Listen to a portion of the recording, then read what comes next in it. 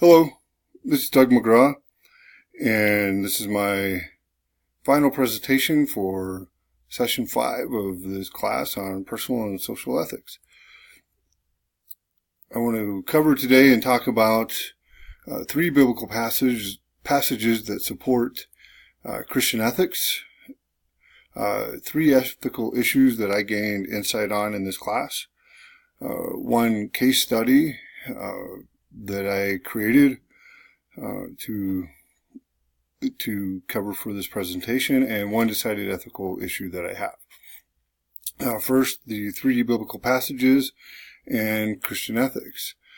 We'd have to begin with the definition of Christian ethics as Ray defines for us in his book that we used in class, and just to pull out a part of it without reading the whole thing. The virtues or character traits that are made clear by God's character and further clarified by Jesus' character are the ultimate foundation for morality from a Christian worldview. And where do we learn this? We learn this from Scripture. 3 verses that I feel explain this best are Luke 6:31, do to others as you would have them do to you. As we saw in C.S. Lewis's book, Mere Christianity, where he had explained to us or brought out that it's not okay to do things without regard to how they will affect others. And to me, this is the foundation of Christian ethics, or really anything to be moral or to be ethical is how will this affect other people, or how would I want to be treated in this situation. The next is Matthew 5:15 and 16, where it talks about letting our light shine, and that we should live our lives that people may see our good deeds, that we would glorify our Father in heaven. And I look at this as manifesting God's glory. And through the study of God's Word and letting God's Word guide us, and if we live our lives to be pleasing unto God, then that's going to create a filter that we carry with us that helps us with our decisions and what actions we take in life. The third is Romans 12:2, do not conform to the pattern of this world, but be transformed. And the word in there, transformed, literally means metamorphosis, or to change. And in this passage, I believe it to mean that we are to completely change. We are to put off the old man of the world and put on the new man of God that is molded and shaped and is created by Scripture and what we learn in the teachings of God, and to pattern ourselves after that, then therefore guiding our decisions and molding and shaping our morality and our ethics. 3 ethical issues that I chose that I gained insight on in this class are reproductive technologies, euthanasia, and capital punishment. When we look at reproductive technologies, what I did not realize is the wide variety of technology that is available to infertile couples, ranging from very expensive to very inexpensive to very minimal to very drastic. This opened my eyes to this because I always thought, hey, if you need to do this to have a child, then go for it. It's your choice. But when we start to get into the more expensive and the more elaborate processes, where it really truly starts to become where it's not even your child, I realize that this field to me may start to go beyond what I would feel to be ethical or moral in the eyes of God. The next was euthanasia, and the key terms there of termination of life support, physician-assisted suicide, and euthanasia. I did not realize that, and this is probably just a bias that I created, of allowing myself to be educated through the media on what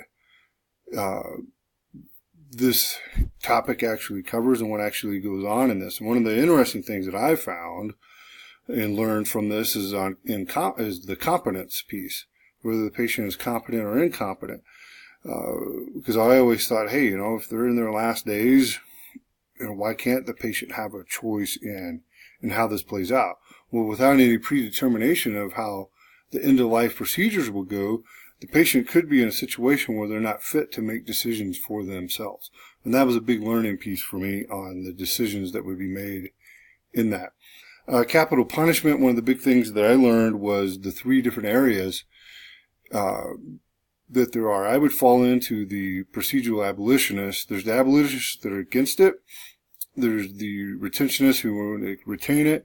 And then the procedural abolitionists. I didn't realize this existed, and I think I would fall more into this category. And I gained insight to this that, albeit they're for or not against capital punishment, would say, hey, it's not in every case, and each case needs to be, the punishment needs to meet the crime, and it needs to be a process and well thought out. The case study that I was looking at is it okay to use sick leave for a non-physical ailment? I say yes. There's cases of depression. When we look at the definition of impression, it shows that it can affect us physically, and it can cause actual physical ailments. It may not actually be the flu or a cold, but it can be a result of a mental illness. Someone could be always tired, or they could have pain all over. I feel that companies and corporations need to start to realize and understand this with their employees and make sick days or a mental health day available to individuals. And there have been studies to show that there has been loss of work and loss of production and loss of dollars due to mental illnesses not being handled correctly in the workplace.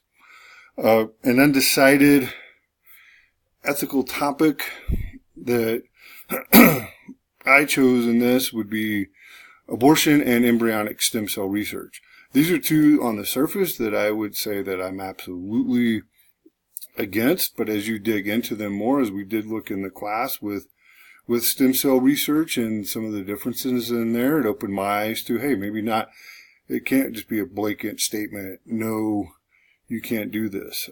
Abortion I may feel differently about, but I feel that some of these, what would need to change my mind or take place, that I might change my beliefs that I have right now on these, or if I was put into a situation where I had to make a choice for myself or a loved one on one of these 2 cases.